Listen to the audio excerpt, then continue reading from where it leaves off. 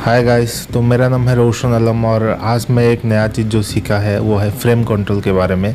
Frame control एक ऐसी चीज़ है जो आपको ज़रूर सीखना चाहिए, क्योंकि पहले मैं जब भी किसी से बात करता था तो उससे बात करते वक्त मैं एक डिसीजन से दूसरे डिसीजन तक पहुंच जाता था, लेकिन मैं वो डिसीजन नहीं चाहता था और मुझे पता भी नहीं चलता था मैंने ये डिसीजन क्यों लिया था। तो ये कैसे होता है, ये चलता है आपके सबकॉन्शियस माइंड से। तो हम लोग का माइंड जो रहता है, एक कॉन्शियस माइंड और एक सबकॉन्शियस माइंड। तो हम लोगों को जो चीज़ें पता होती है वो रहता है कॉन्शियस माइंड में, और जो सबकॉन्शियसली कुछ चीज़ें होती है जिसके बारे में हम लोगों को पता भी नहीं चलता, लेकिन हम लोगों को रिजल्ट दिखता है कि मैं ये डिसीजन लेने वाला था लेकिन मैं ये डिसीजन ले लिया, लेकिन पता नहीं बीच में क्या हुआ था। तो हम जब भी किसी से बात करते हैं, किसी लोगों से, तो वहाँ पर कॉन्वर्सेशन में फ्रेम कंट्रोल रहता है। जब भी आप किसी से भी बात कर रहे हो, किसी भी डिस्कशन पर, आपके फ्रेंड के साथ या फिर आपके बॉस के साथ, आपके एम्प्लॉय के साथ, वहाँ पर फ्रेम कंट्रोल एक बहुत ज़रूरी पार्ट रहता है। तो फ्रेम कंट्रोल क्या होता है?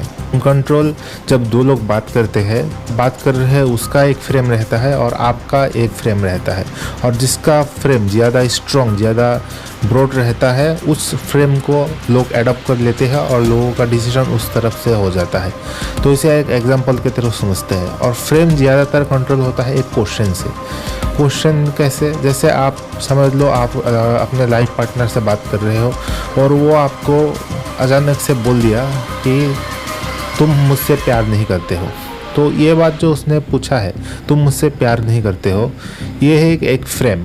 अगर तुम इसका आंसर दोगे तो ऑटोमेटिकली इसका फ्रेम का बाउंड्री में ये था कि तुमको एक पोजीशन पे डाल दिया है उसने।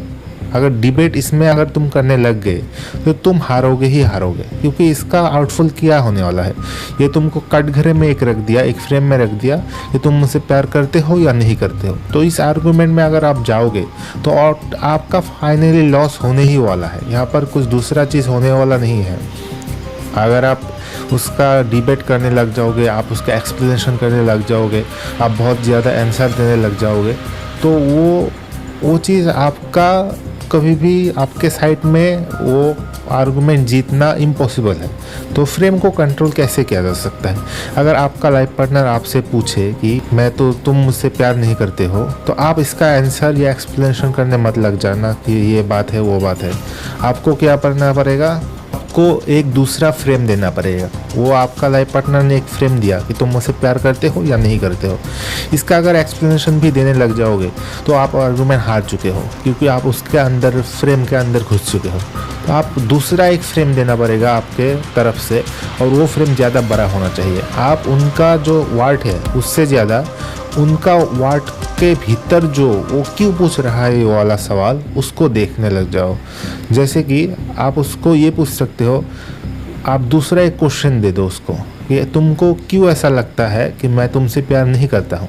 ये अगर आपने दिया, ये एक दूसरा फ्रेम रहता है कि तुमको क्यों लग रहा है मैं तुमसे प्यार नहीं करता। अगर आपने ये क्वेश्चन पूछ लिया, आप उसको आप कटघरे में रख दिए हो कि हाँ, तुम इस डिसीजन में आने के लिए क्यों ऐसा लग रहा है तुमको। तो आपका फ्रेम ये ज़्यादा स्ट्रॉन्ग रहता है, और अगर इस पे अगर आर्गुमेंट रहेगा तो आप जीतोगे।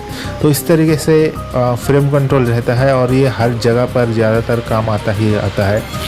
आई होप मैं जो सीखा है वो आपको बताने में सक्षम रहा फ्रेम कंट्रोल के बारे में। अगर आपका दूसरा एक एग्जांपल लेते हैं, अगर आपका बॉस आपसे पूछने लग जाए कि तुमने ये काम अभी तक क्यों नहीं किया है, तो वो एक फ्रेम दे रहा है आपको, और उसमें आप एक्सप्लेन करने लग जाओ कि मैं इसके वजह से नहीं कर पाया, इसके वजह से। हाँ, तुम एक रीज़न दे सकते हो, लेकिन उससे अच्छा इस फ्रेम को ही चेंज कर दो। आप एक दूसरा क्वेश्चन पूछो उनसे कि आपको ये किस टाइम से पहले चाहिए, आप ये बता दीजिए। फिर उसका अगर आंसर करने लग जाए तो ये फ्रेम ऑटोमेटिकली चेंज रहता है। और इस तरीके से फ्रेम को कंट्रोल करके आप अपने लाइफ में जितना डिसीजन लेते रहे हो, तो ये बहुत ज़्यादा अच्छा रहता है। मैंने ये बात सीखी है कुछ दिन पहले, और मैं सोचा कि आप लोगों को भी, मुझे ये बात बहुत ही ज़्यादा अच्छा लगा फ्रेम कंट्रोल के बारे में सीख के। और ये ज़्यादातर चीज़ें सबकॉन्शियसली होता है, जिसको हम लाइफ में अप्लाई तो होता है लेकिन हम लोगों को पता नहीं रहता है। तो मुझे ये सीख के बहुत अच्छा लगा। तो इस